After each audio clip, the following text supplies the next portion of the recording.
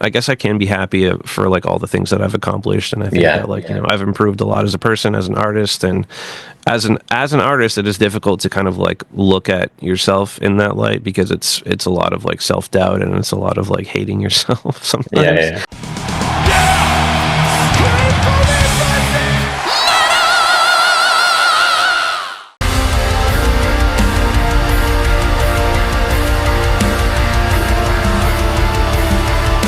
Ghost of Unrequited, thank you so much for your time today. I really appreciate it. I know you don't do too many of these, or haven't done too many of these, so I take it as an extreme, humbling honor that I get to talk to you today. It's not that this is your first album, far from it. Seventh album in about 8 years or so. That is a brutal, brutal schedule. Does this one feel, because there's a lot of different things happening on this album, so and you're opening up in different ways. Does this release cycle also feel different for you then? It does feel a little bit different. I mean, I like you said, I don't do a whole lot of interviews, and that's kind of changing a little bit on this Yeah, yeah, cycle. yeah. So I've been talking about this album more than I've talked about any album. So I've got to think of new ways to explain what I'm doing here. But Yeah, yeah, yeah, yeah, yeah. yeah, Well, otherwise it's an album release. It's nothing too crazy. there you go. There you go. Well, hopefully I'll ask you some questions that you haven't had before so that this stays somewhat interesting for you as well. Otherwise, I can just copy paste from other interviews and, give you some time Yeah. back. Now, I know that you said in other interviews and statements that, this whole band or this whole project is a very deeply personal thing for you, and that you're not necessarily somebody that is too concerned about what the world thinks of your art. However, the last couple of albums have always gained more traction and more visibility, and with that can also come, I mean, you are not an independent artist anymore. You work with labels. Pressures and expectations come with that. That's Mhm. the flip side of that hype or that momentum, if you will. Do you feel that at all as you're creating this album, knowing that the previous two albums in particular were so well received, and all of a sudden a lot more people were talking about you? Do you feel that? Like, are you able to kind of safeguard yourself from all these expectations? I think there's always going to be a little bit of pressure from every release. I mean, I'm really really proud of like the tiny little following that I've built over the past few years, and that's been really really cool to see that. Mm-hmm. Despite the fact that every time I release a record, it's going to be something a little bit different. It Mm-hmm. seems like people have kind of always reacted very well to the changes that I make every single time, and this is probably the most drastic change that I've ever Right. made on a record. So it is very nice to see that people are still kind of here and listening to it, despite the like pretty big changes that I've made this time. So that is really really cool. But I try to keep myself just kind of like focused on what I want to do. And so a lot of the writing stuff, I'm not really thinking about any of the Mm-hmm. audience or anything like that. It's really, really just kind of personal and just for myself. But after the fact is always kind of when I think about like, okay, I need to market this somehow and I need to like, Yeah, people yeah, need to yeah. listen to this. I made this very personal product that's just exactly what I want to hear. And, and hopefully others like it. But, I'm not really thinking about that while I'm writing. Yeah, yeah, yeah, yeah, yeah. When one of those changes, I mean, um, I know that you probably are bored of talking about that, but there's a more vocal approach to this album, and you Mhm. make quite the statement at the start of this album where, Yeah. we strip away the music of its extremities, and we get basically yourself and the piano, Yeah. and opening the album like that is quite a statement, and it's from the get-go a very open and vulnerable piece of music where we actually really understand what you're saying as well. Yeah. It's not necessarily, well, depending on how you interpret the story, it might be not the most fun situations to be in. What's what's scarier than, like, that creative process where you go through that and where you expose yourself and you have to like come up with all of that, or now the fact that this piece of art is out and people get to listen to it and you have to talk about it, whether you want it or not, like what's for you more scary? Oh, having to talk about it and knowing that people are listening to it is definitely the more scary part for sure. Yeah. Um, I mean, yeah, that piece, the opening piece of the record is the most vulnerable thing that I've ever done, and it's Right. kind of stressful to think about like the fact that people are going to hear that now because everything that I do is very very like layered, and you can hear that like you can almost hear the insecurity in the music in the sense that like the vocals are so stacked up with all these harmonies, and it's not very upfront and in your face. You know, it's very It's like fragile almost. yeah, yeah. I kind of do like the Devin Townsend thing where it's like there's just a lot of vocal layers stacked up to kind of like hide the fact that I just don't want people to hear my voice. so so that first piece is very much like, you know, Yeah. I really enjoyed how it turned out, but it's really stressful to think about like, well, I'm going to put this first and I'm just going to make it what it is. It's going to be the first piece on the record. People are going to hear my voice. Yeah, it's very, very scary for sure. Yeah.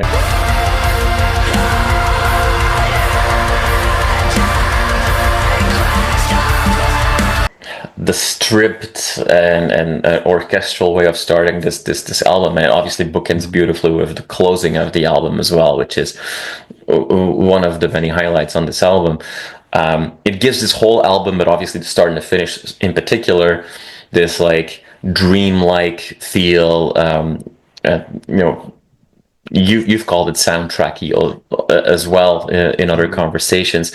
In the special edition, there is actually a cover of a Hans Zimmer piece as well. Soundtracks are clearly very important to you. If we just kind of step away from the album for a second, we've seen obviously a few songs released as video singles and, you know, with visualizer videos, if you will. But if this album is really sort of like a soundtrack, if resources was no issue, like what movie would it accompany? Like, would you is that something that's on the wish list, by the way, as a next step for your art, to make it visual? Yeah, I mean, I think there's a big part of it that, you know, of course I'm into the soundtrack stuff, and of course I would like to do something grandiose one day that is soundtracky, but it's hard to say. I mean, like, there's a visual aspect to what I do, and I do try to like put a lot of effort into the visuals, but music is ultimately what I do, and everything else comes secondary. And so I'm trying not to think too much about visuals while I'm writing. And then Yeah. as things come out, you know, I work with like my graphic designer actually lives in my house with me. So he does a lot of my video stuff. He does a lot of my graphics. He does a lot of my art.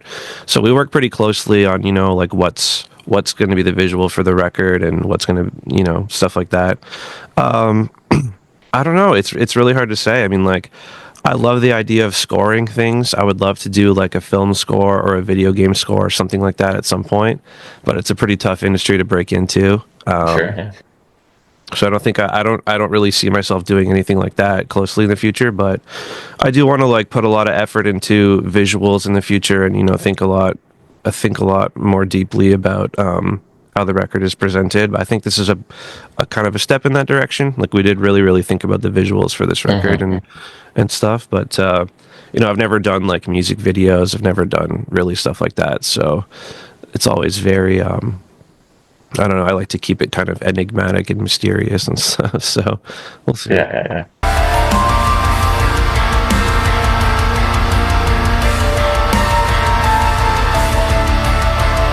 People loop you in that, you know, atmospheric black metal or atmospheric extreme metal scene, because we're also kind of in the golden age for that. There's a ton of fantastic atmospheric extreme bands out there. You said that you're pretty good at guarding yourself from expectations of maybe the fans and the critics when you're writing, but are you also a fan of the genre people put you in, and do all these bands that are doing fantastic stuff, whether it's Der Weg ein Freiheit or things like Guerrea or whatever, Wolves in the Throne Room, do these bands influence you? They definitely influenced me. I mean, especially when I first started this project, it really was me trying to contribute to this genre. Like that's kind of the very specific thing that I was trying to do was like the whole black gaze, post black metal, whatever you want to call it. And you can really hear that in the first records. But I think as I was putting out albums under this project and starting to realize that this would become kind of my main outlet for creativity and emotional stuff, I was like, well, I'm gonna have to if this is gonna be my main project, I'm gonna have to inject a lot of my own influences into it if I'm Right. gonna make it, something that I want to do. So I think you can kind of see my own influences come in with every record, and the genre slowly devolved into nothing. Like it started very post black metal, and it just slowly became like I don't know what this is anymore. Right. So I don't think too much about genre nowadays when I'm writing, but I'm still influenced by a lot of those bands for sure. Yeah, yeah, yeah. Given how much of you is in this music and how personal this is, over the years, I think you've allowed more and more other people, like, is it your live guitar player that is also now taking part of the mixing and the Yep. production? Hmm. Is that easy then for you to let other people in if this is such a personal artistic journey? Would you have been able to do that, years ago when you started? Is that something you had to learn to be okay with giving other people at least part of the control? Um, I think like a lot of the control that I'm relinquishing is going to close friends. So I think that is kind of a big part of, trust and stuff like that. I don't know. I do like the collaborative aspect of working with other people, and I sort of lost a lot of that when I started this project because prior to this, I did play in bands, and we would like go on tour and play shows locally and all of that stuff, and it was very collaborative. And upon starting Unrequited, I kind of like threw away all the collaborative stuff, and I just wanted to work alone. But I think like getting older, I do miss a lot of the collaborative stuff that I used to do, kind of playing in bands. So I think I'm just trying to like bring that back a little bit if possible, Yeah. which is really fun. So All right. Well, and part of that is also just having an actual live band and playing shows. yeah, yeah, You're absolutely. gonna you're going to be on the road quite a bit this year. We'll get more announcements, but we can plan to see you live this year quite a few times.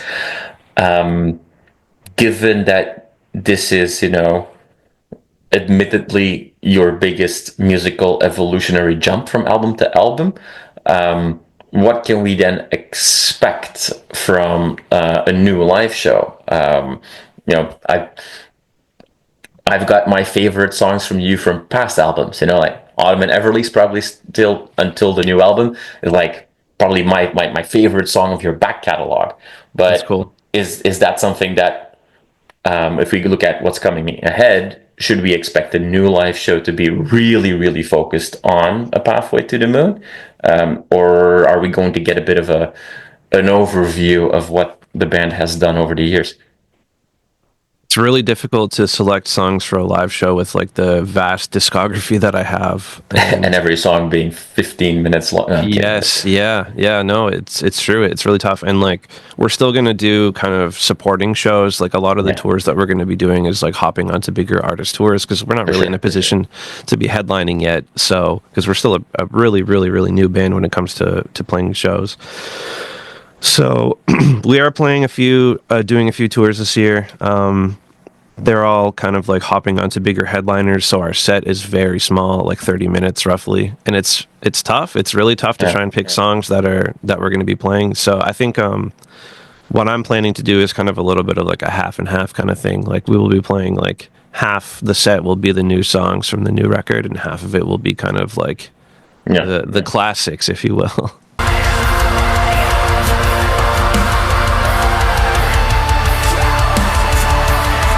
Given the real issue of, many of your songs are long, for any perspective. Would you ever drastically rearrange songs to fit more of different songs within a short set list? I've thought about doing that. I have like a few ideas for like something that's kind of like almost a medley kind of Yeah. feeling. I haven't done anything like that yet, but I do have some ideas for like stuff that I would like to do in the future.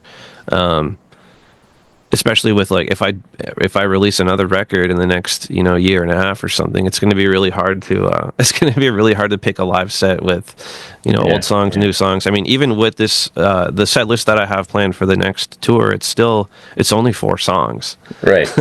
Right. So it's like two new ones, two old ones, basically. Yeah. So, Um, with evolving to a more active band, being more, it's taking more time to do promotion, play more live, seeing this evolution in your music. You said in another interview that you feel like you became a better person between the previous album and this album. Can you elaborate a little bit on that? Like from what makes you say that? yeah, I don't know if there's like a ton of like depth to the answer of that. I think a lot of it is just kind of like getting older and like coming to terms with like who I am. And I turned 30 this year. So it's like, I turned 40. You're young. I don't know. It's just like it's one of those milestones where you do Yeah, kind yeah, of for like sure. look back and you think like, yeah, like I guess I have, made a lot of improvements, just Hmm. artistically, personally, everything. Yeah, I don't know. It's just kind of one of those reflection kind of times where you're just like, oh, I guess I can be happy for like all the things that I've accomplished, and I think that Yeah, like I've improved a lot as a person, as an artist, and as an artist, it is difficult to kind of like look at yourself in that light because it's a lot of like self doubt and it's a lot of like hating yourself yeah, sometimes. yeah, for sure. I grew up kind of doing that a lot, but yeah, I can definitely see a lot of improvement in my personal life and in my creative outlets, creative endeavors. So yeah, I don't know. It's just I don't remember what prompted me to say that in an interview. I don't particularly think I'm some great person or anything. Yeah, yeah, yeah. But given this, whether it's a newfound confidence or comfort or acceptance or what have you, um, you can now look back on, in your 20s, you've released 7 amazing albums, and you can be proud of a bunch of stuff. As we're recording, this is the day, this won't be the day, obviously, that this comes out, but when we're recording this, this is the day that Black Sabbath announced one more final show, and they're all in their like, Um, 70s. yeah, I won't ask you what are you going to be doing when you're 70, but you've done, you're closing this decade. If you're looking at what's next, I'm 40. By the time you're 40, like what do you see? Will we get to the 14th album by that time, or like what do you have any goals? Did you set personal or artistic goals for the next 10 years? I try not to just because like I really, really, really don't know where I'm going to be in 10 years. Like I think Right. the trajectory has already, even in the past couple of years, it's changed a few times. And, with the whole prospect of doing live shows, that's kind of bringing in a new thing that I never thought about. It's like a new variable in my life. It's like, well, are we pursuing touring now? Are we going to be a touring band? Are we going to be a full-time touring band? I don't know. I never planned for something like that, but Yeah, yeah. we all really enjoyed it. So maybe that is the new kind of goal. So I don't know. I try not to set too many expectations. Unrequited's always going to be like me writing in my bedroom, and that's kind of the core of the project. I really don't want that to change. But yeah, I mean, maybe we're going to become like some full-time live band. I really don't know. I'm just kind of like letting the universe just throw me around, I guess. There you go. There you go. We'll see where the universe takes you on that pathway. Pretty much. We know it's going to the moon first, coming soon, the new album. Thank you so much for your time. I really appreciate it, Thanks for having me. to open the door a little bit and give some insights in what's going on behind the scenes.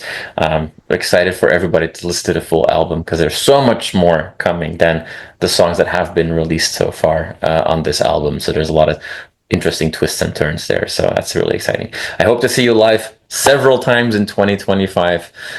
So come to Toronto for sure on that tour. And I'll be we'll there see for you sure. then. Thank you so much for your time. Really appreciate it. No, thanks for having me, Jasper. I appreciate it.